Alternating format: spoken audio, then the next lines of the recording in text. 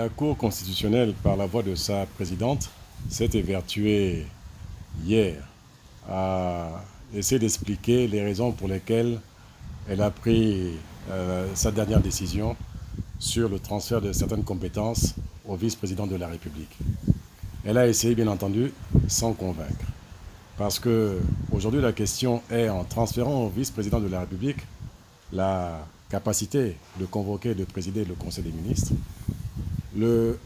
donner justement au président de la République une autorisation spéciale, alors que seul le président de la République peut donner, par habilitation expresse, l'autorité au vice-président de convoquer et de présider le Conseil des ministres.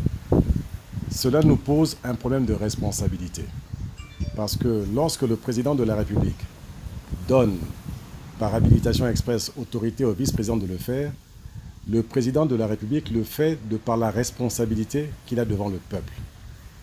Mais la Cour constitutionnelle, elle, n'a aucune responsabilité devant le peuple parce qu'elle est nommée par des autorités, du moins des autorités institutionnelles que sont le président du Sénat, le président de l'Assemblée nationale. Aujourd'hui, le faisant, la Cour a complètement travesti, n'est-ce pas, l'esprit et la lettre de la Constitution de la République gabonaise.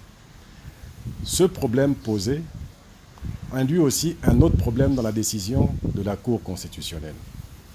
Chacun aura pu effectivement se rendre compte qu'elle donne la possibilité au Premier ministre ou à un tiers des membres du gouvernement de pouvoir la saisir afin qu'elle autorise le vice-président ou le Premier ministre à prendre des actes dans le cadre de la gestion des pouvoirs publics. Mais nous savons tous que de l'article 33 de la Constitution, les membres du gouvernement sont politiquement solidaires. En donnant la possibilité à un tiers des membres du gouvernement de pouvoir la saisir, c'est qu'elle atteint directement l'autorité même du Premier ministre au sein de son gouvernement. Ce qui voudrait dire, de manière simple, que si 3 ou 4 ministres du gouvernement ne sont pas d'accord avec le Premier ministre, ils pourraient tranquillement aller à la Cour constitutionnelle, saisir la Cour constitutionnelle pour que celle-là puisse effectivement donner autorité, soit au vice-président, soit au Premier ministre, de faire quelque chose. On appelle ça créer le désordre et travestir la Constitution, parce que Mme Borancho, qui est gardienne de la Constitution, du moins qui est régulateur du fonctionnement des institutions, ne peut pas donner la possibilité à une partie du gouvernement de se désolidariser de son chef ou des autres pour aller la saisir.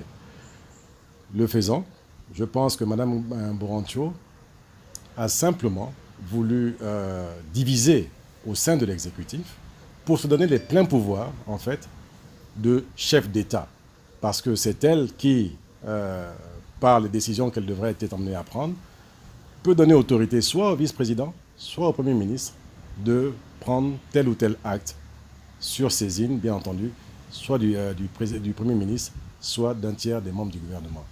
C'est une situation qui est difficile à comprendre.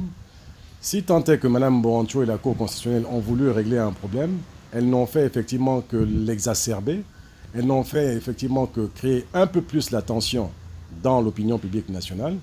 Et je pense que le plus simple aujourd'hui pour Mme Borancho et la Cour constitutionnelle, et surtout pour le gouvernement, c'est que M. le Premier ministre, qui a saisi la Cour constitutionnelle, aurait dû effectivement se concerter avec les médecins qui traitent le chef de l'État, aurait dû se rendre à Riyad pour effectivement se rendre compte que le président de la République était temporairement ou définitivement indisponible. Sur la base de quoi, alors que le porte-parole de la présidence de la République nous a dit que le chef de l'État exerçait normalement ses fonctions, donc sur la base de quoi le Premier ministre est allé saisir la Cour constitutionnelle pour constater l'indisponibilité temporaire du chef de l'État. Autant dire que M. le Premier ministre a contredit le porte-parole du gouvernement, sur la base de quoi, et la Cour constitutionnelle qui l'a suivi, elle aussi, a contredit le porte-parole du gouvernement, de la présidence de la République, Sur la base de quoi encore? Donc je pense qu'il y a un devoir de vérité que ces institutions, le gouvernement et la Cour constitutionnelle, doivent avoir pour le peuple gabonais, pour le respect du peuple gabonais, et que le Premier ministre aille effectivement se rendre compte de la situation réelle de l'état de santé du chef de l'État, et puis revenir et nous dire clairement, j'ai vu, j'ai parlé avec les médecins, et voilà le bilan de santé du chef de l'État, il est temporairement disponible ou définitivement disponible, auquel cas la vacance doit être déclarée le plus rapidement possible pour éviter toute incertitude à la tête de l'État. Parce qu'aujourd'hui, effectivement, nous ne savons pas qui dirige la République gabonaise. Cette incertitude est dommageable pour le crédit de notre pays. Elle est dommageable pour ceux qui veulent investir dans notre pays, pour ceux qui y ont mis leur argent, et puis pour le programme que nous avons avec le FMI. Donc il nous faut effectivement plus rassurer du moins nos partenaires, rassurer le peuple gabonais, et puis que la vacance se mette en place, et ensuite tout se déroulera dans le cadre de cette vacance. Voilà en fait aujourd'hui la nécessité qu'il y a de pouvoir respecter la constitution de la République gabonaise. Parce que ce que la Cour a fait, elle est sortie du cadre constitutionnel. Et ça, c'est inacceptable.